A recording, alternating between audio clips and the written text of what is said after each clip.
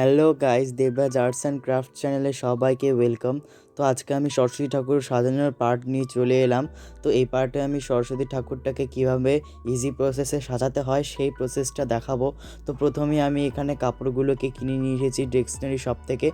সেখানে সাদা শাড়ি কিন্তু আপনারা সরস্বতী ঠাকুরকে পরাবেন, সাদা বা হলুদ যে কোনো একটা পরালে হবে। তারপরে দেখুন এখানে আমি প্রথমে শাড়ির একটা টুকরো পরিয়ে দিয়ে তারপরে দেখুন একটি বড় শাড়ির তাকে আমি পাড় লাগিয়ে কুচি করে দিচ্ছি এবং কুচিটাকে ভালো করে আঠা দিয়ে লাগিয়ে দিচ্ছি। আমি কিন্তু এখানে আঠা বলতে অ্যারারুট জাল দিয়ে এখানে ইউজ করেছি।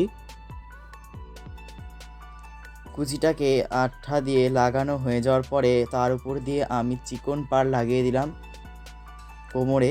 তো দেখুন এখানে কুচিটাকে ভালো করে আমি সেট করে নিলাম।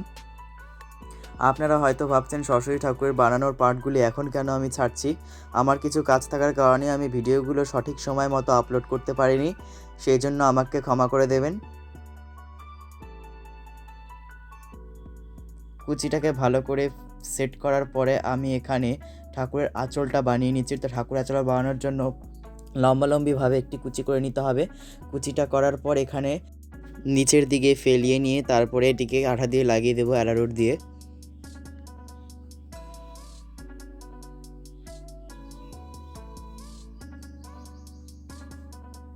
আঁচলের সামনের দিকটা লাগানো হয়ে যাওয়ার পরে আমি দেখুন এখানে পিছনের দিকেও আঁচল লাগিয়ে দেবো ঠিক সেম প্রসেসে। তার আগে আমি এখানে দেখুন এখানে চুলটা আপনাদেরকে দেখিয়ে দিই। এখানে কিন্তু আমি পাটের কোঁকড়ানো চুল নিয়েছিলাম, সেটিকে ভালো করে আঠা দিয়ে একটু শুকানোর জন্য রেখে দিলাম।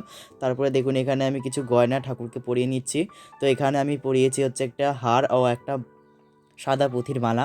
তো এগুলোকে কিন্তু আমি নিজের হাতে বানিয়েছি এবং মুকুটটা কিন্তু বানিয়েছি।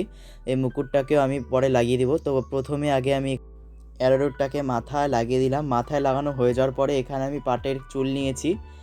তো এখানে আমি পাটের চুলটাকে সলতে পেঁচানোর মতো পেঁচিয়ে লাগিয়ে দিলাম। ভালো করে চাপ দিয়ে কিন্তু এটাকে লাগাতে হবে আঠা দিয়ে দিয়ে। তারপরে দেখুন এখানে মুকুটটার পিছন দিকে আঠাটা লাগিয়ে আমি এই মুকুটটা ওই চুলের উপরে লাগিয়ে দিলাম। মুকুটটা লাগানো হয়ে যাওয়ার পরে কিন্তু এখানে দেখুন আমি কোমর বিচাটাকে আমি কোমরে লাগিয়ে দিলাম। তারপরে দেখুন এখানে আমি দুটো কানি নিয়েছি, দুটোর মধ্যে থেকে একটা আপনাদেরকে লাগানো দেখালাম। তো এখানে কিন্তু ফেভিকল আঠা ইউজ করতে হবে, অ্যারারুট দিয়ে কিন্তু লাগাতে যাবেন না, নাহলে কিন্তু খুলে যাবে। তারপরে দেখুন এখানে গলায় আরেকটি মালাও আমি পরিয়ে দিয়েছি। তারপরে দেখুন এখানে পিছনের চুলটা যেটা আমি শুকোতে দিয়েছিলাম সেই চুলটাকে আমি লাগিয়ে দিলাম ভালো করে আঠা দিয়ে।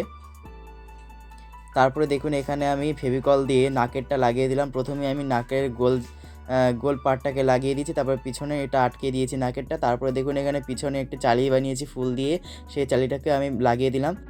আর হ্যাঁ, সরস্বতী ঠাকুরের দুটো হাতেও আমি চুড়ি পরিয়ে দিয়েছি। আর ঠিক সেম প্রসেসে আমি সব গয়না লাগানো হয়ে যাওয়ার পরে তারপরে দেখুন এখানে ব্লাউজের আমি একটি পাড় লাগিয়ে দিলাম। তো পাড়টা লাগানো হয়ে যাওয়ার পরে দেখুন এখানে সরস্বতী ঠাকুরের ফাইনাল লুক কেমন হয়েছে কমেন্ট করে জানাবেন। আর হ্যাঁ, বিনাটাকে কিন্তু আমি পিছনে কাগজ দিয়ে আঠা দিয়ে লাগিয়ে দিয়েছি। এমনি লাগাতে গেলে কিন্তু বিনাটা খুলে যেতে পারে। কাগজ এবং আঠা দিয়ে লাগানোর পরে এটাকে দড়ি দিয়ে হালকাভাবে বেঁধে দিয়েছি যাতে না খুলে পড়ে যায়। তারপরে শুকিয়ে যাওয়ার পরে এই সুতোটাকে খুলে দেবেন।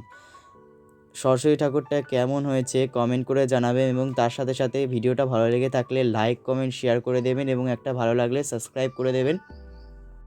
এরপরে কী কী ঠাকুর বানাবো আপনারা চাইলে কমেন্ট করে বলতে পারেন। আজকে এই পর্যন্তই, এরপরে কিন্তু আরও অন্যান্য ভিডিও আসতে থাকবে আমার চ্যানেলে।